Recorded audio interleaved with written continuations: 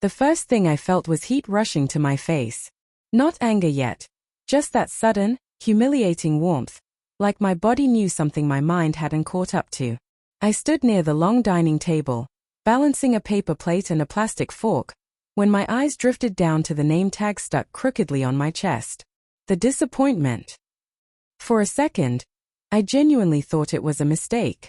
Some joke meant for someone else. My vision blurred a little as I reread it, my brain trying to correct the words into something kinder. Then I heard laughter. Not loud. Not cruel sounding. Just easy. Familiar. My wife's laugh.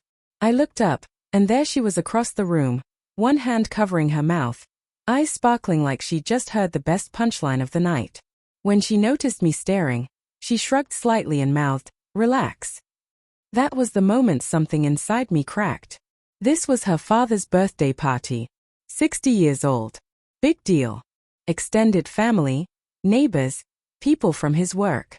I'd spent the entire afternoon helping set up chairs, carrying trays, smiling through comments about my job, my car, my potential. I told myself I was being sensitive. I always did. But as I peeled the name tag off and folded it into my palm, memories began stacking up in my head. Small moments I'd ignored because loving her felt more important than trusting myself. The missed calls she brushed off as meetings. The way her phone never left her hand anymore. How she angled the screen away from me in bed, her thumb moving quickly, like she was afraid of being caught mid-thought. I remembered asking her once, gently, "Are you okay lately?" She'd smiled and said, "You worry too much." That night at the party, I tried to act normal. I laughed when spoken to. I complimented the food. But I kept noticing how often she disappeared, into the kitchen, out onto the patio, always with her phone. When we finally drove home, the silence felt heavier than any argument. "Did you think that was funny?" I asked, keeping my eyes on the road. She sighed. "It was just a joke. You're taking it way too personally." "A joke made by who?" She hesitated. Just a fraction of a second. "My cousin printed the tags." That hesitation stayed with me. A week later, she fell asleep on the couch while watching TV. Her phone buzzed on the coffee table. Once. Twice. I didn't touch it at first. I told myself I wouldn't become that guy. But then I saw the preview light up the screen. "I still can't believe how he treats you." My hands shook as I unlocked the phone. I knew the code. I always had. The messages weren't explicit. They were worse. Long conversations. Emotional. Intimate in a way that didn't need physical proof. "You deserve better. I hate seeing you so unhappy. If things were different." The contact name was saved as a coworker's nickname.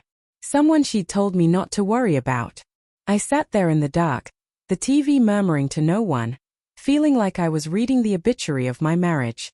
When I confronted her the next morning, she didn't scream. She didn't deny it. She just looked tired. "It didn't mean anything," she said quietly. "Not at first." I asked her if the name tag was part of it.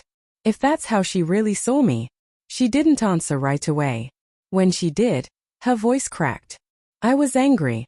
I felt stuck. I didn't think you'd notice." That hurt more than anything else. Because I had noticed. I just kept choosing to stay. We didn't fix things that day. Or the next. Some damage doesn't reverse. It just teaches you where your breaking point is.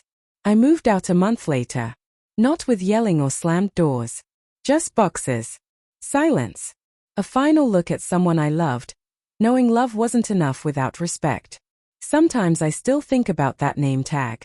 How a single word summed up how small I'd been made to feel. But now, when I think of it, I don't feel shame. I feel clarity. Because walking away was the first time in a long time I proved that word wrong.